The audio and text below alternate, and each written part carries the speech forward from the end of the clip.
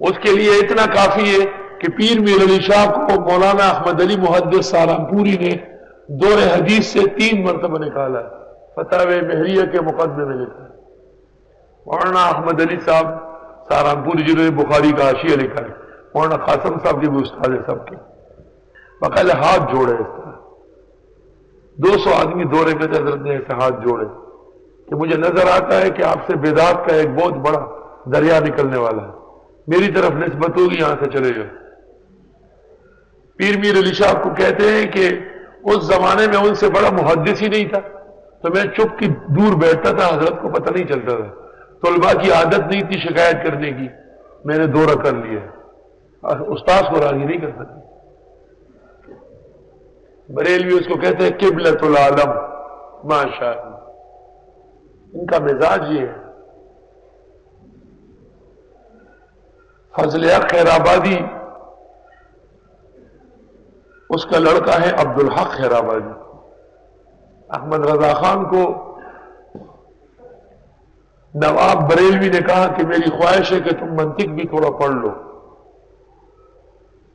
ان کے پاس چلے گئے، حضرت نے پوچھا مولانا عبدالحق صاحب خیرآبادی نے کیا کام کرتے ہو؟ کہا رد وہابیہ۔ تو مولانا نے کہا شعر تہذیب پڑھی؟ دلے کہ عقل ہوتی تھی ایسا جواب نہ دیتے نا۔ تو اس نے جواب دیا مولانا عبدالحق صاحب کو کہ آپ کے ہاں قاضی اور حمداللہ کے بعد شرع تہذیب پڑھائی جاتی؟ مولانا عبدالحق صاحب نے نواب کو کہا کہ یہ تو پڑھا ہوا ہے، اس کو واپس بھیج دیجیے اور نہیں پڑھے گا۔ اپنے مشائخ اور اساتذہ کے ساتھ ان کا برتاؤ یہ ہے، دوسروں کو آداب سکھانے والے، ان کی شکل آؤ آئینے میں دکھاتا ہوں، مجھے معلوم ہے سر۔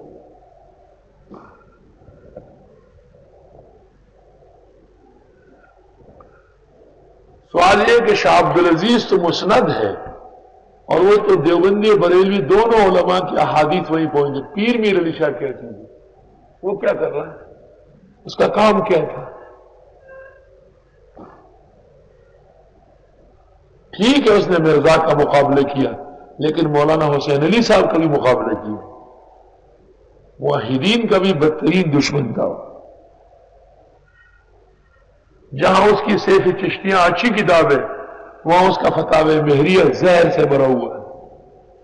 گو وہ تمام مسائل میں بریلویوں کا ہم نوا نہیں ہے، مسئلہ علم غیب میں معذرت کی ہے کہ اللہ کے سوا کسی کو نہیں ہے۔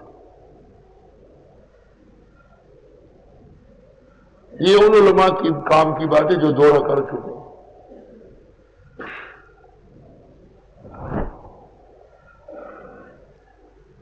وما اہل به لغیر اللہ، بعض مفسرین ابن کثیر و ابو سعود نے اہل کے نیچے ذبح لکھا ہے، اس سے مبتدئین بڑا خوش ہے کہ جو بتوں کے نام پہ ذبح ہو جائے تو وہ حرام ہے۔ ہم ذبح تو اللہ کے نام پہ کرتے ہیں، مگر وہ اس بات کو بھول گئے کہ مفسرین و فقہاء نے اس بات کی وضاحت کی ہے کہ بوقت ذبح بھی گناہ ہے غیر اللہ کا نام، اور پہلے سے نامزد کرنا بھی گناہ ہے۔